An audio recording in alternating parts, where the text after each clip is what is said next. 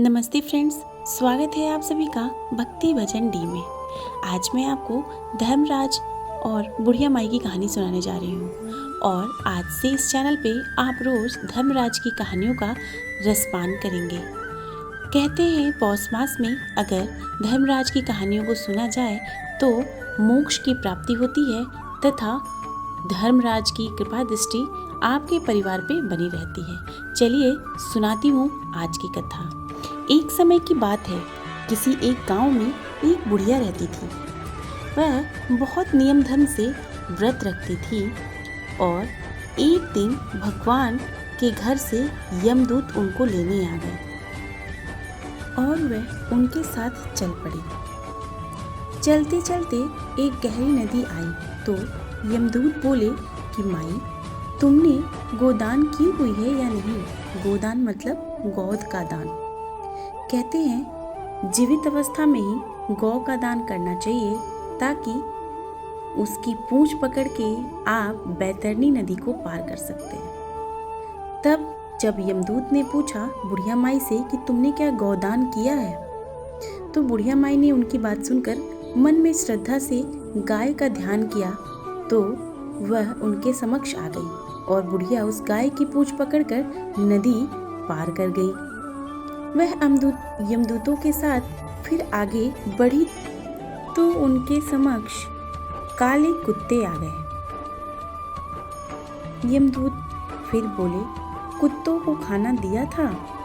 बुढ़िया माई ने मन में कुत्तों का ध्यान किया तो वे रास्ते से चले गए। अब बुढ़िया फिर से आगे बढ़ने लगी। रास्ते में कौवे ने उनके सिर पर चोंच मारनी शुरू कर दी तो यमदूत बोले कि ब्राह्मण की बेटी के सिर में तेल लगा था।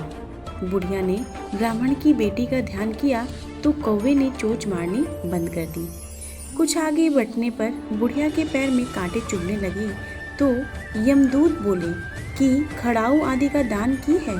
बुढ़िया ने उनका ध्यान किया तो खड़ाऊ उसके पैरों में आ गए। बुढ़िया फिर आगे बढ़ी तो चित्रगुप्त जी ने यमराज से कहा, आप किसे लेकर आए हो। यमराज जी बोले कि बुढ़िया ने दान पुण्य तो बहुत किए हैं लेकिन धर्मराज जी का कुछ नहीं किया, इसलिए आगे द्वार इसके लिए बंद है। सारी बातें सुनने के बाद बुढ़िया बोली कि आप मुझे सिर्फ 7 दिन के लिए वापस धरती पर भेज दो। मैं धर्मराज जी का व्रत और उद्यापन करके वापस फिर आ जाऊंगी। बुढ़िया माई वापस धरती पर अपने गांव आ गई और जब बुढ़िया माई वापस धरती पर आई तो गांव वाले उनसे डरने लगे। उनको लगा कि बुढ़िया माई की भूतनी आ गई है। लोग तरह तरह की बातें करने लगे। लोगों को समझ में नहीं आ रहा था कि यह कैसे संभव है। ये बुढ़िया माई ने उनकी भूतनी आई है। यह सोचकर गांव वाले उनको देखकर दरवाजा बंद कर दे रहे थे। जब वह अपने घर गई तो उनके बहू बेटे ने भी दरवाजा बंद कर लिया और अंदर बैठ गए। बुढ़िया ने कहा, मैं भूतनी नहीं हूँ, मैं तो धर्मराज जी की आज्ञा से वापस धरती पर 7 दिन के लिए आई हूँ। इन 7 दिनों में मैं धर्मराज जी का व्रत और उद्यापन करूँगी जिससे मुझे परलोक में जगह मिल जाएगी।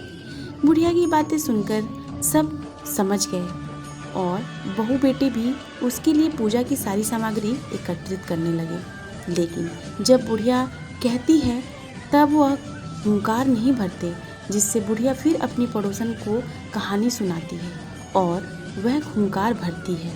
7 दिन की पूजा व्रत उद्यापन के बाद धर्मराज जी बुढ़िया को लेने के लिए विमान भेजते हैं। स्वर्ग का विमान देखकर बुढ़िया ने कहा कि तुम कहाँ तैयार हो रहे हो।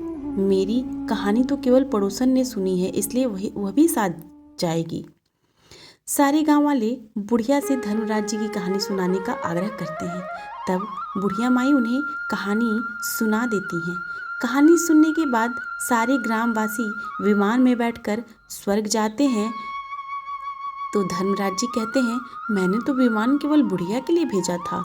बुढ़िया माई कहती हैं, हे धर्मराज, मैंने जो भी पुण्य किए हैं उसमें से आधा भाग आप गांव वालों को दे दो। इस तरह से धर्मराज ने ग्रामवासियों को भी स्वर्ग में आने की जगह दे दी। इस कथा को जो भी सुनता है और जो कहता है, कथा सुनने के बाद जो भी हुंकार भरता है, उसके लिए धर्मराज से यही प्रार्थना है, हे धर्मराज, आपने जैसे बुढ़िया माई और गांव वालों को स्वर्ग में जगह दे दी, उसी तरह जो भी आपकी कहानी सुने, हुंकार भरे, उनको भी स्वर्ग में जगह देना, मोक्ष की प्राप्ति देना, धन दान से पूर्ण करना, यही इस कथा का सार है। जय हो धर्मराज की।